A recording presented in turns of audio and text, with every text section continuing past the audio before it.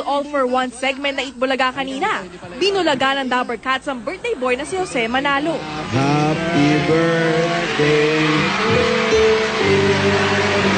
Biglang pumasok sa eksena ang isang emosyonal na Wally Bayola. Bit-bit ang isang birthday cake. Halos 5 buwan na wala si Wally sa Itbulaga at sa iba pa niyang palabas. Matapos kumalat sa internet ang sex video umano niya kasama isang EB Babe dancer. Sa Itbulaga, sa manonood, sorry po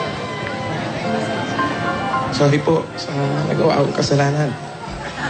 Sana ibigay niya po pa ako ng isang pagkakataon para may ayos ko po ang buhay ko.